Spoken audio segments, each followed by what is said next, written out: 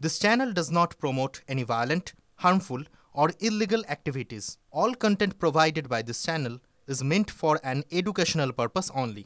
ব্যবসায়ীকে গুলি করতে সুবোধ সিং এর 7 দিনের পুলিশ হেফাজতের নির্দেশ। আজ ব্যারাকপুর আদালতে পেশ করা হয় সুবোধকে। বিহারের বেউর জেলে বসেই 4 থেকে 5টি ডাকাতের প্ল্যানের অভিযোগ। ব্যারাকপুরের কয়েকটি তোলাবাজি খুনের ঘটনায় যুক্ত এই সুবোধ। ল্যান্ড কোর্টের কাছে ওরা প্রেয়ার করেছিল আয়ো 10 দিনের জন্য পিসি ল্যান্ড কোর্ট 7 দিনে গ্রান্টেড করেছে। এখন মামলা কি করে হয়ে গেল? জেল অথরিটি তো কেস স্টার্ট করতে পারতো, ওর নামে তো একটাও কেস নেই। 7 বছর থেকে যে কোনো জেলে হোক একটা তো কেস হবে। কোনো এখানে কি রিকভারি হয় না? তাহলে ওখানে তো রিকভারি হতে পারতো। ওনার নামে কোনো একটাও কেস নেই কি ওনার কাছে কোনো মোবাইল পাওয়া গেছে সুবোধ সিং এর নামে। না মোবাইল দিয়ে কথা বলতো কিভাবে, এটাই তো জানা দরকার কি কিভাবে কথা বলতো। সালিশি সভায় হাজির না হওয়ায় 1 মাস ঘর ছাড়া। শেষ পর্যন্ত পুলিশের সহযোগিতায় বাড়ি ফিরলেন ঘরছাড়া দম্পতি। পূর্ব বর্ধমানের জামালপুর থানার কুবাজপুর গ্রামের ঘটনায় সম্প্রতি তৃণমূল নেতার ডাকা সালিশি সভায় হাজির না হওয়ায় বৃদ্ধ এক দম্পতি এবং তার ছেলেকে মারধরের অভিযোগে তোলপাড় হয় রাজ্য। আর মুখ্যমন্ত্রী, রাজ্য পুলিশের ডিজি এবং জেলার পুলিশ সুপারের কাছে অভিযোগ জানান বৃদ্ধা সাহানারা বিবি। খবর পেয়ে তৎপর হয় পুলিশও। 13 জনের বিরুদ্ধে মামলা রুজু করেন জামালপুর থানার পুলিশ। সেই মামলায় তারা সকলেই জামিন পেয়েছেন। এরপরে জাতীয় মানবাধিকার কমিশনের দ্বারস্থ হন বৃদ্ধা সাহানারা বিবি। তারপরেই পরিস্থিতি বদলায়। অবশেষে শুক্রবার পুলিশের সহযোগিতায় বাড়ি ফিরে স্বস্তিতে বৃদ্ধ দম্পতি এবং তাঁর ছেলে। রাজধানী এক্সপ্রেস থেকে রহস্যজনকভাবে নিখোঁজ এক যাত্রী।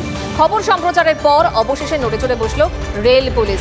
এফআইআর দায়ের করে তদন্ত শুরু করেছে শিয়ালদা জিআরপি।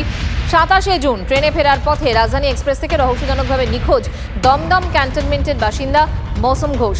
তদন্তে নেমে 27 জুন রাজধানী এক্সপ্রেসের যাত্রী তালিকা সংগ্রহ করল পুলিশ। মৌসুম ঘোষের পাশের সিটের যাত্রীকেও জিজ্ঞাসাবাদ পুলিশের। হ্যাঁ, মিসিং হয়ে গেছে বলে আমাদের বললো, ওখান থেকে একটা মিসিং ডায়েরি করতে বলেছে। আমরা দমদম থানায় ডায়েরি করলাম। তারপরের দিন আবার এসে দমদম থানায় ডায়েরি করেছি, অনেক দিন হলো, কিন্তু আমরা সেরকম কিছু পারছি না। আমাদের কিছু চাওয়ার নেই। ও আমার সন্তানের তুল্যও বলবো না, সন্তানই বলতে গেলে। রাজধানীর মতো ট্রেন থেকে তার লাগেজ পাওয়া গেল, মোবাইল পাওয়া গেল, তো মানুষটাকে পাওয়া গেল না। এটাকে আমার বড় রহস্যজনক মনে হচ্ছে। আমি এখনো বুঝে উঠতে পারছি না যে এটা কি হলো। আমরা বিভিন্ন জায়গায় খোঁজ করেছি, আমরা বাদ দিইনি। আমরা শিয়ালদা জিআরপিতে ডায়েরি করতে গেছি। দুর্ভাগ্যজনক ব্যাপার হলো ওনার ডায়েরি নেয়নি। তখন আমরা এই মানসিক অবস্থা নিয়ে আমরা দমদম থানায় যাই, গিয়ে অনুরোধ করে ওরা ডায়েরিটা নেয়। 28 তারিখে মানে আমি গেছি স্টেশনে, 12 নম্বর প্ল্যাটফর্ম পুরো আমি খুঁজেছি, কোথাও দেখতে পাইনি। তো সন্ধ্যাবেলার দিকে জিআরপির কাছে মানে সন্ধ্যাবেলার দিকে রিং হয়েছে ফোনটা।